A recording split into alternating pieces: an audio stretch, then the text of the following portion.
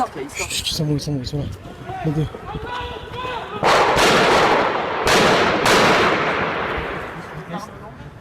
Baissez-vous, baissez-vous, baissez-vous.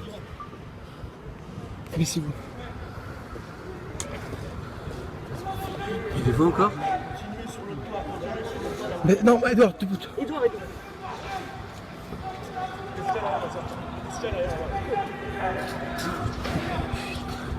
Fais gaffe.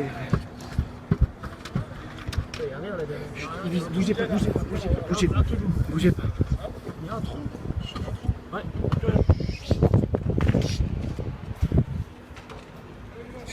Bougez surtout pas. On les a déjà pris.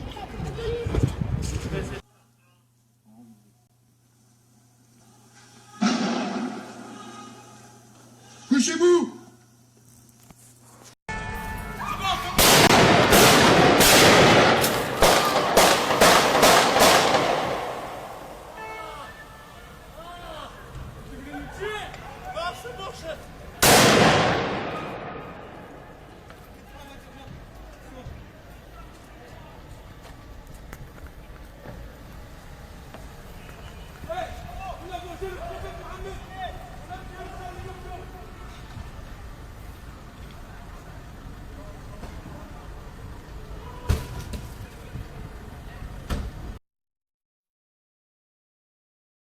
Il est environ 8 h ce matin, avenue Pierre-Brossolette à Montrouge, quand deux véhicules entrent en collision. La police municipale et un agent de la voirie sont appelés sur les lieux. Un homme, extérieur à l'accident, ouvre alors le feu. Âgée d'une vingtaine d'années, la policière municipale succombe à ses blessures. Elle a été touchée à la gorge. L'agent de la voirie, lui, est grièvement blessé. 7 témoins sont rapidement entendus. Un important dispositif policier est déployé. 2 personnes sont ce soir en garde à vue. On ignore si parmi elles se trouve le tireur équipé lors de la fusillade d'une arme de poing, d'un fusil mitrailleur et d'un gilet pare-balles. À ce stade, aucun lien n'est établi entre cette fusillade et l'attentat contre Charlie Hebdo.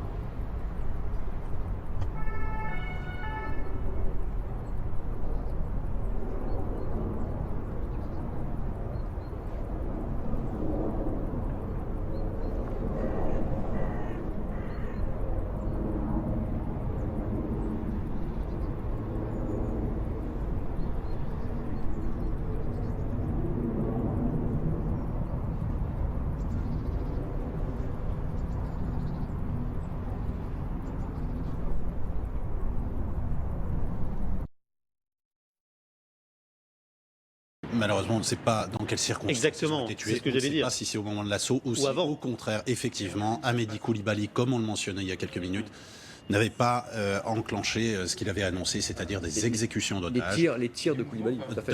dans la foulée de ce qui venait de se passer à Damartin. Absolument. On peut imaginer ça, Xavier Refer, un passage à l'acte de sa part. Bien sûr, Ouais. bien sûr. Ce que je vous disais avant les nouvelles tragiques, c'est que s'agissant d'individus qui ont exactement le même profil que Mera, le même passé qu'eux, les mêmes passages par les mains d'un gourou, les mêmes errances à l'étranger, le même fanatisme, la même volonté de mourir, car à la fin, ils tentent une sortie dans l'idée, ils ne peuvent pas se tuer eux-mêmes. La variante fanatique de l'islam interdit le suicide, mais ils peuvent tomber en martyrs, comme il le dit. C'est naturellement ça qu'ils ont cherché. Et dans le cas de Mera, on a les 173 pages dactylographiées d'échanges avec les policiers. On sait exactement tout ce qu'il y a dans sa tête.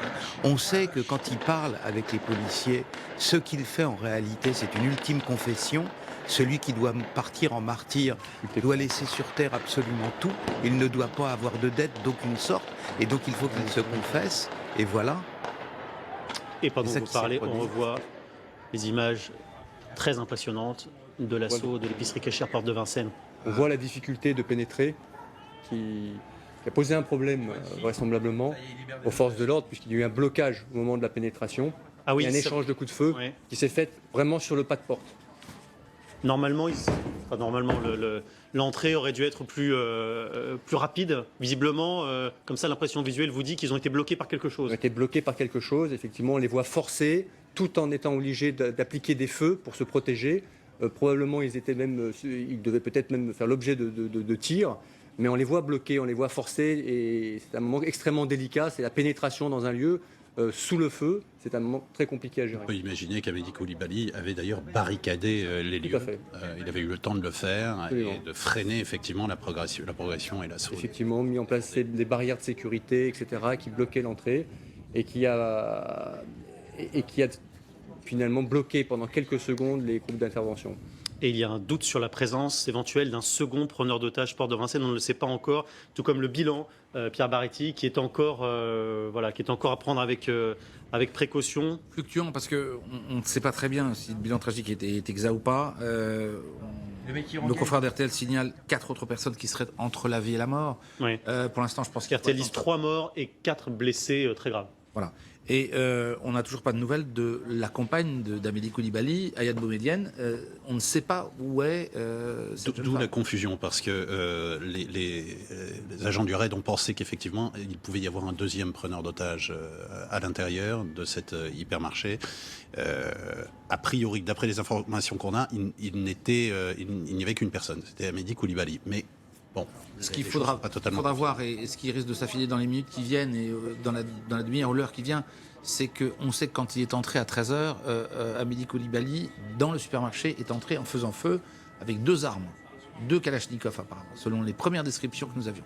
Donc s'il avait 2 armes à la main, 2 pistolets mitrailleurs ou HK MP5, etc., ou une Kalachnikov, et s'il est entré en faisant feu, il a peut-être fait déjà des blessés à ce moment-là. Est-ce que ce sont des gens qui sont déjà décédés et qu'on a trouvé décédés à l'entrée des forces de l'ordre, du RAID et de la BRI? C'est possible. Est-ce que ce sont des gens qui ont été tués lors de l'assaut parce que la progression a été ralentie, parce que les portes étaient bloquées? Ça, je pense que ce sont les minutes qui vont nous le dire et les constatations du parquet. Guillaume Debré a peut-être d'autres informations sur place. Guillaume.